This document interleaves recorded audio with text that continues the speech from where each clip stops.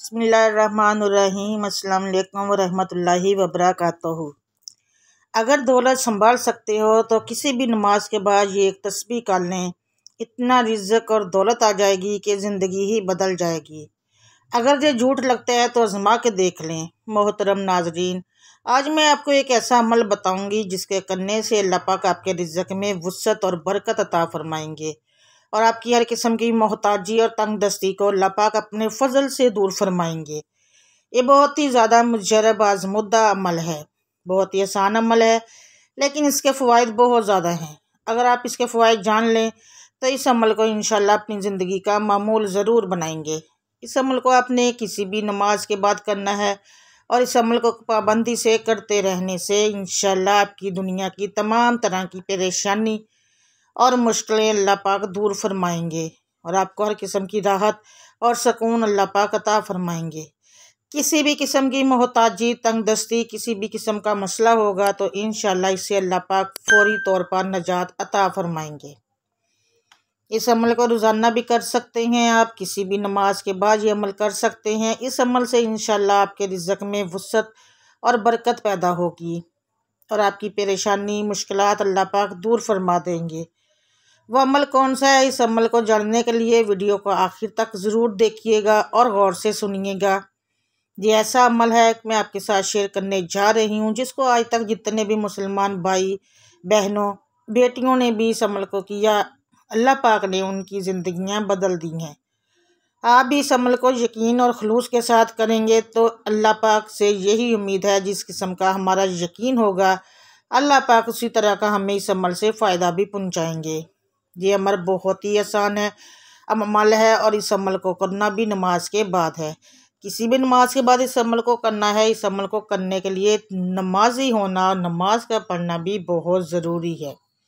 नमाज से हमारी दुनिया भी संवर जाती है और आखिरत भी। नाज़रीन, नमाज को अपने ऊपर लाजिम कर लें, चाहे कुछ भी हो जाए हमारी नमाज कज़ा ना हो। अमल आपने ऐसे करना है, रोज़ाना हर नमाज अदा करने के बाद आपने अव्वल व आखिर 11 मरतबा दुरूद शरीफ पढ़ लेना। कोई सा भी आप दुरूद शरीफ पढ़ सकते हैं, लेकिन मेरी गुजारिश है कि दुरूद इब्राहिमी पढ़ें तो बेहतर है, क्योंकि इसके बरक़ात भी बहुत ज़्यादा है और दूसरा अल्हम्दुलिल्लाह नमाज में होने की वजह से हर मुसलमान को याद भी है।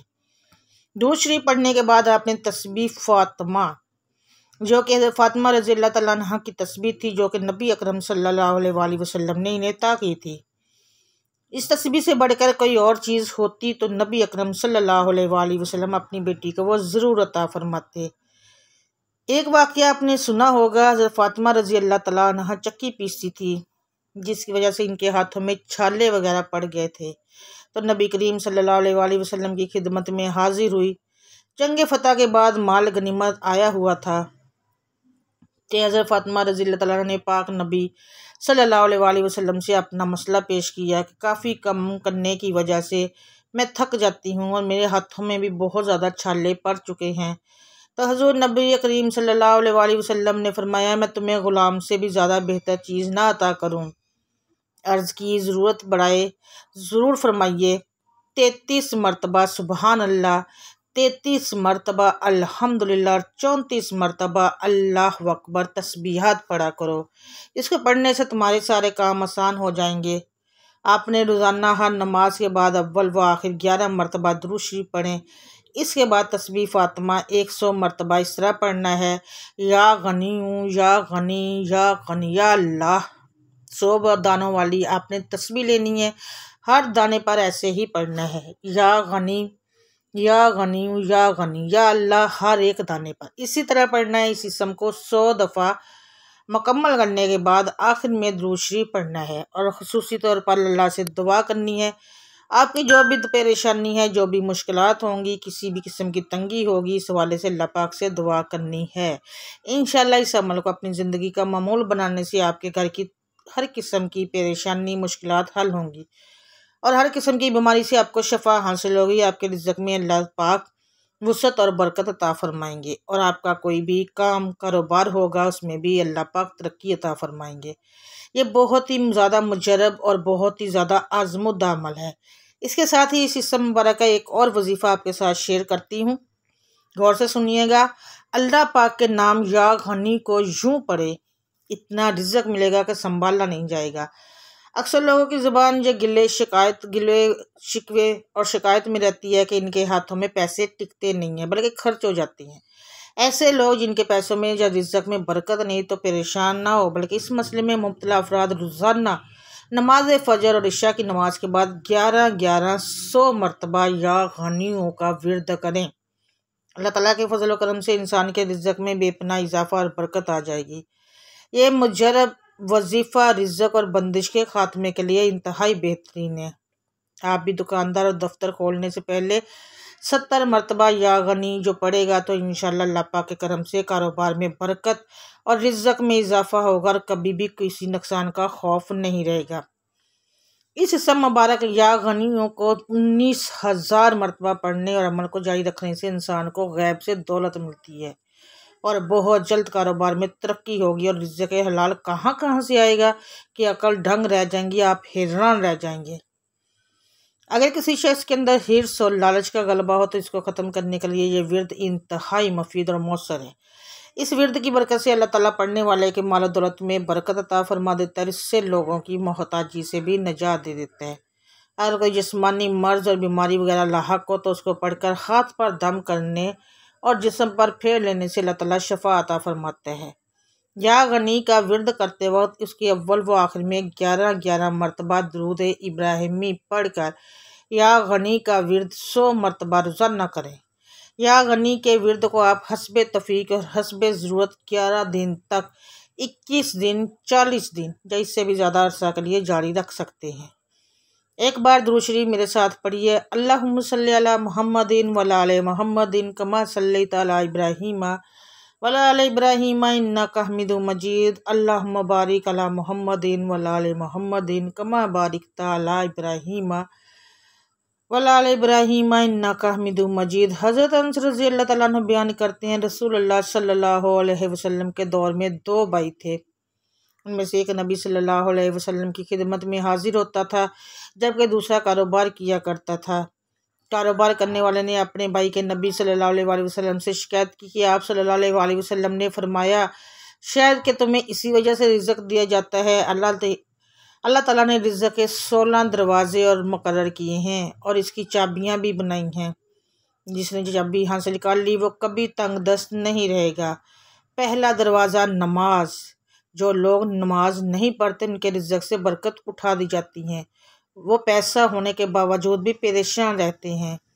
रसूल अल्लाह सल्लल्लाहु अलैहि वसल्लम ने फरमाया जिसकी नमाज असर जाती रही गोया उसका घर बार और माल लुट गया। दूसरा दरवाज़ा इस्तग़फ़ार है। जो इंसान ज़्यादा से ज़्यादा इस्तग़फ़ार करता है, तौबा करता है, उसके रिज़्क में इजाफ़ा हो जाता है। हज़रत अब्दुल्ला बिन अब्बास रज़ी अल्लाह तआला अन्हु से रवायत करते हैं कि रसूल अल्लाह सल्लल्लाहु अलैहि वसल्लम ने फरमाया जिसने इस्तग़फ़ार को लाज़म कर लिया तो अल्लाह ताला उसे हर गम और हर तकलीफ़ से निजात देगा और हर तंगी से निकलने का रास्ता पैदा फरमा देगा। उसे ऐसी जगह से रिज़्क अता फरमाएगा जहाँ से उसे वहम व गुमान भी ना होगा। तीसरा दरवाज़ा सदका है।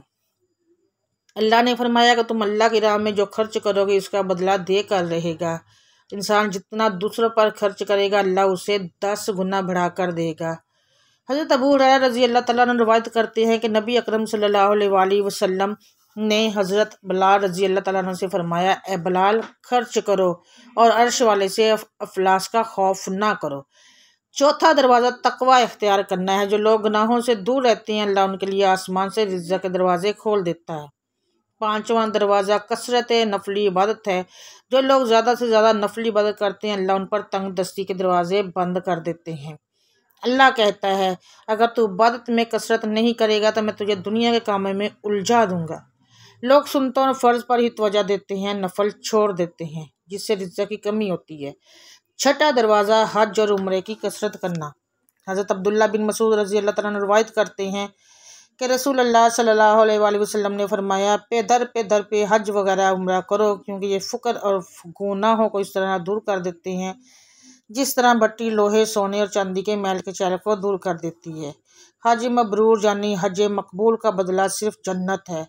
सातवां दरवाज़ा रिश्तेदारों के साथ अच्छे सलूक से पेश आता है। ऐसे रिश्तेदारों से भी मिलते रहना जो आपसे कतई तल्लक हों। और 8वां दरवाज़ा कमज़ोरों के साथ सिला रहमी करना है। गरीबों के गम बांटना, मुश्किल में काम आना अल्लाह को बहुत पसंद है। नबी करीम सल्लल्लाहु अलैहि वसल्लम ने फरमाया कि बंदों को इनकी कमज़ोरों की वजह से रिज़्क़ मिलता है और उनकी मदद की जाती है। हज़रत अबू अल-दरद रज़ी अल्लाह तआला अन्हु से रवायत करते हैं कि रसूल अल्लाह सल्लल्लाहु अलैहि वसल्लम ने फरमाया, तुम लोग मेरी रज़ा अपने कमज़ोरों के अंदर तलाश करो, क्योंकि तुम्हें कमज़ोरों की वजह से रिज़्क़ मिलता है और तुम्हारी मदद की जाती है। नंबर 9 नौवां दरवाज़ा अल्लाह पर तवक्कल है। जो शख्स ये यकीन रखेगा कि अल्लाह देगा तो उसे अल्लाह ज़रूर देगा, और जो शक करेगा वो परेशान ही रहेगा। हज़रत उमर इब्न अल-ख़त्ताब रज़ी अल्लाह तआला ने फरमाया कि रसूल अल्लाह सल्लल्लाहु अलैहि वसल्लम ने इरशाद फरमाया, अगर तुम हुस्ने खूबी के साथ अल्लाह पर तवक्कल करो तो तुम्हें इस तरह रिज़्क़ दिया जाएगा जिस तरह परिंदों को रिज़्क़ दिया जाता है। वह सुबह के वक्त खाली पेट जाती हैं और शाम के वक्त आसूदा होकर लौटते हैं। नंबर 10वां दरवाज़ा शुक्र अदा करना है। अल्लाह ताला का शुक्र अदा करना है। रिज़्क़ में बरकत का एक बहुत बड़ा ज़रिया शुक्र है। जैसे सूरह इब्राहीम में इरशाद बारी ताला है कि अगर तुम शुक्र करोगे तो वो तुम्हें और ज़्यादा अता करेगा। अगर तुम शुक्र नहीं करोगे यानी कुफरान नेमत करोगे तो फिर मेरा अज़ाब बहुत सख्त है। 11वां दरवाज़ा है घर में मुस्कुरा कर दाखिल होना। मुस्कुरा कर दाखिल होना सुन्नत भी है। हदीस में आता है, नबी सल्लल्लाहु अलैहि वसल्लम ने फरमाया, अल्लाह ताला फरमाता है कि रिज़्क़ बढ़ा दूंगा जो शख्स घर में दाखिल हुआ और मुस्कुरा कर सलाम करे। 12वां दरवाज़ा गिरा पड़ा लुकमा खा लेना। हज़रत जाबिर रज़ी अल्लाह तआला से रवायत है कि नबी करीम सल्लल्लाहु अलैहि वसल्लम ने फरमाया, जिस वक़्त तुम्हारा कोई लुकमा गिर पड़े तो उठा लो, और जो कुछ इसमें लगा हो इसको पूंछ डालो और फिर इसको खा लो, और ना छोड़ो इसको शैतान के लिए। फरमाया, जो खाना खाते वक्त दस्तरखान से गिरी हुई चीज़ को खा ले हमें रिज़्क़ की फराखी में रहता है। 13वां दरवाज़ा हर वक्त बावजू रहना है। जो शख्स हर वक्त नेक नीति के साथ बावजू रहे तो इसके रिज़्क़ में कभी कमी नहीं होती। 14वां और दरवाज़ा चाश्त की नमाज़ पढ़ना है, जिससे रिज़्क़ में बरकत रहती है। हदीस में है, चाश्त की नमाज रिज़्क़ को खींचती है, तंगदस्ती को दूर भगाती है। 15वां दरवाज़ा है रोज़ाना सूरह वाक़िया पढ़ना, इससे रिज़्क़ बहुत बढ़ता है। शेयर और लाइक ज़रूर करें, शुक्रिया, ताकि दूसरे लोग भी इस अमल से फ़ायदा उठा सकें। जज़ाकल्लाहु खैरुल्लाह। अल्लाह हम सब का हामी और नासिर व आमीन सुम्मा आमीन या रब्बुल आलमीन। नाज़रीन, कमेंट बॉक्स में अल्लाह ताला के 99 नामों में से एक नाम ज़रूर लिखिएगा, और अगर अभी तक चैनल को सब्सक्राइब नहीं किया तो चैनल को सब्सक्राइब कर लें। दुआ में याद रखिएगा। जज़ाकल्लाह।